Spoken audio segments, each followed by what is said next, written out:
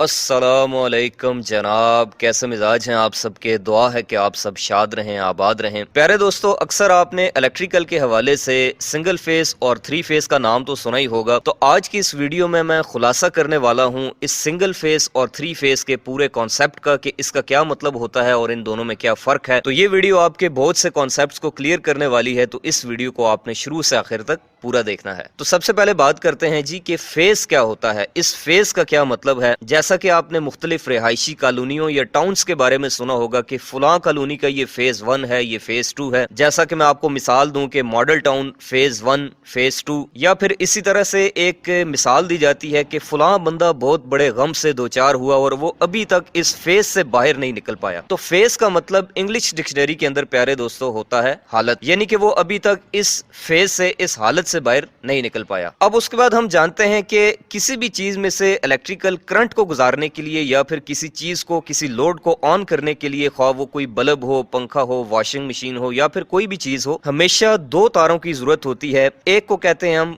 Phase wire, live wire, या फिर देसी जुबान में लोग उसको गर्म तार भी कहते हैं। और इसी तरह से दूसरी जो तार होती है जो कि ब्लैक कलर में होती है, उसको हम न्यूट्रल या फिर लोग ठंडी तार का नाम भी देते हैं। तो ये जो फेज वायर या फिर लाइव वायर होती है, इसको फेज कहने की वजह यही होती है दोस्तों कि इसमें से करंट जा रही होती है। तो करंट का गुजरना, करंट का जाना, करंट का ट्रेवल करना, ये एक हालत है। और ये करंट फेज वायर में से जाकर उस मुतलका लोड को ऑन करते हुए न्यूट्रल वायर के रास्ते वापस आ जाती है। तो गोया फेज वायर से करंट जाती है और न्यूट्रल वायर से वापस आ जाती है। तो ये जो फॉर्मेशन होती है, इसको हम इलेक्ट्रिकल की जुबान में सर्किट कहते हैं, जिसके ऊपर मैं ऑलरेडी वीडियो बना चुका हूं। तो प्यारे दोस्तों, इस वक्त दुनिया के अंदर दो किस्म के निजाम, दो किस्म के सप्लाइयों के सिस्टम जो हैं वो राइज हैं। एक होती है सिंगल फेज सप्लाई और दूसरी होती है three phase supply. Single phase supply के अंदर जो है वो हमारे पास दो तारें होती हैं, एक फेज वायर और दूसरी न्यूट्रल वायर, इसीलिए इसको हम टू वायर सिस्टम का नाम भी देते हैं। और दूसरी सप्लाई होती है हमारे पास थ्री फेज सप्लाई, जिसके अंदर 3 अदद फेज और 1 अदद न्यूट्रल वायर होती है। और इसकी भी आगे विद रिस्पेक्ट टू कनेक्शन जो है वो दो इकसाम है। एक होता है स्टार कनेक्शन और दूसरा होता है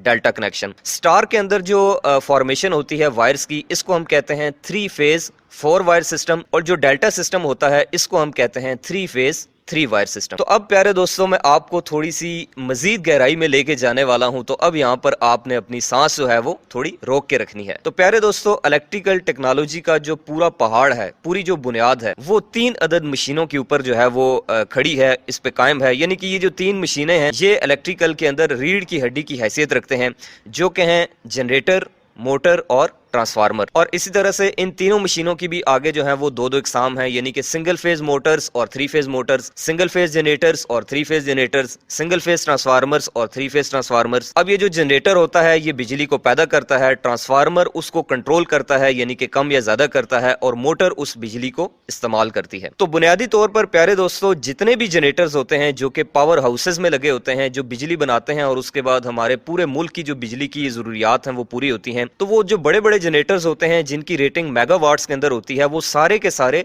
3 फेज जनरेटर्स होते हैं। और उनकी जगह जो हम छोटे जनरेटर्स अपने घरों के अंदर आर्जी तौर पर लोड शेडिंग के तदारुक के लिए इस्तेमाल करते हैं, वो होते हैं सिंगल फेज जनरेटर। तो ये जो बड़े 3 फेज जनरेटर्स होते हैं जो कि पावर प्लांट्स के अंदर लगे होते हैं, ये हमेशा स्टार कनेक्टेड होते हैं, यानी कि उनमें से हर एक जनरेटर के अंदर से 4 तारें निकलती हैं, जिनमें 3 अदद फेज होते हैं और 1 अदद जो है वो न्यूट्रल वायर होती है। और फिर वो जो बिजली पैदा होती है, उस बिजली को मुल्क के दूर दराज इलाकों में पहुंचाने के लिए, ट्रांसमिट करने के लिए, ट्रांसमिशन के लिए हम सिर्फ उनमें से 3 फेज वायर्स का इस्तेमाल करते हैं, और चौथी वायर का जो है वो हम खर्चा बचा लेते हैं। यानी कि हम उस सारी ट्रांसमिशन को जो है वो डेल्टा के अंदर करते हैं। जैसा कि आपने बड़े बड़े ट्रांसमिशन टावर्स के ऊपर देखा होगा कि सिर्फ 3 वायर्स जो है वो जारी होती हैं। तो वो जो सिस्टम होता है दोस्तों, उसको हम कहते हैं 3 फेज 3 वायर सिस्टम या फिर डेल्टा सिस्टम। लेकिन प्यारे दोस्तों, वो एक्स्ट्रा हाई वोल्टेज, वो बहुत ज्यादा बिजली जब ग्रिड स्टेशन से होती हुई हमारे घर के बाहर लगे हुए सब स्टेशन यानी कि ट्रांसफार्मर के अंदर आती है, तो हम उसको फिर दोबारा से स्टार सिस्टम के अंदर यानी कि 3 फेज 4 वायर सिस्टम के अंदर कन्वर्ट करते हैं, क्योंकि हमें इसमें न्यूट्रल चाहिए होती है अपने घरेलू लोड्स को चलाने के लिए। तो हम कह सकते हैं कि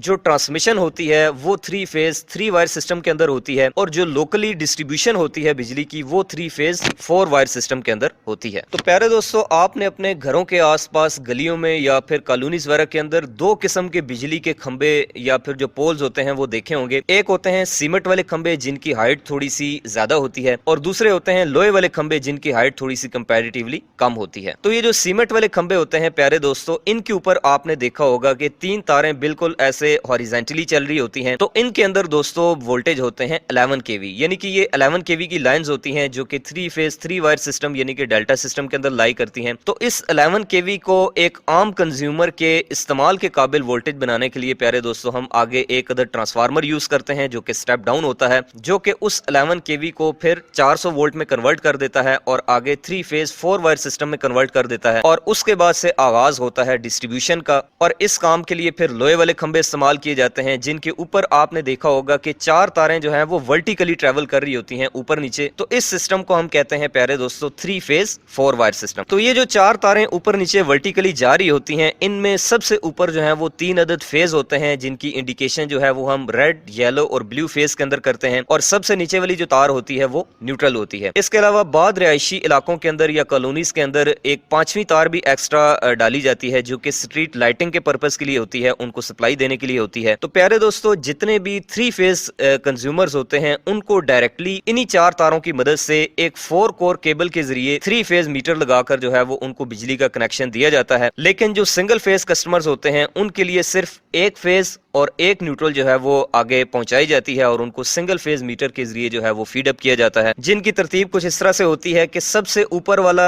मिसाल के तौर पर रेड फेज ले लिया जाता है और उसके साथ न्यूट्रल कॉमन करके लेके ये जो 2 तारें हैं ये स्ट्रीट नंबर 1 के अंदर दे दी गई। इसके बाद जो नीचे वाला फेज है जो कि येलो फेज है उसको न्यूट्रल के साथ कॉमन करके स्ट्रीट नंबर 2 के अंदर जो है वो आपने पहुंचा दिया, और इसी तरह से जो सबसे नीचे वाला फेज है उसके साथ भी न्यूट्रल जो है वो सबके साथ कॉमन होती है, तो ये न्यूट्रल के साथ जो है वो स्ट्रीट नंबर 3 के अंदर चला जाएगा। तो प्यारे दोस्तों ये जो 4 तारें होती हैं जिनमें मैंने आपको बताया कि सबसे ऊपर 3 फेज और सबसे नीचे जो है वो एक न्यूट्रल होती है, तो कोई से भी जो 2 फेज होते हैं, चाहे वो पहला और दूसरा फेज हो, चाहे वो दूसरा और तीसरा हो, या फिर पहला और तीसरा हो, इनके दरमियान में जो वोल्टेज होते हैं, जो पोटेंशियल डिफरेंस होता है, जो टर्मिनल वोल्टेज होते हैं, इनको कहते हैं हम लाइन वोल्टेज या फिर VLL यानी कि लाइन टू लाइन वोल्टेज भी कहते हैं। और पाकिस्तान के अंदर इनकी वैल्यू होती है प्यारे दोस्तों 380 वोल्ट से लेकर 415 वोल्ट। जैसा कि आपने नाम सुना होगा एक खतरा 440, तो ये 440 नहीं होते, ये 400 वोल्ट होते हैं। ये 380 से 415 के दरमियान में वेरी करते रहते हैं, कभी ऊपर चले जाते हैं, कभी नीचे चले जाते हैं। तो कोई से भी 2 फेजों के दरमियान जो वोल्टेज होते हैं प्यारे दोस्तों, इनको हम लाइन टू लाइन वोल्टेज कहते हैं, और ये मैंने आपको बताया कि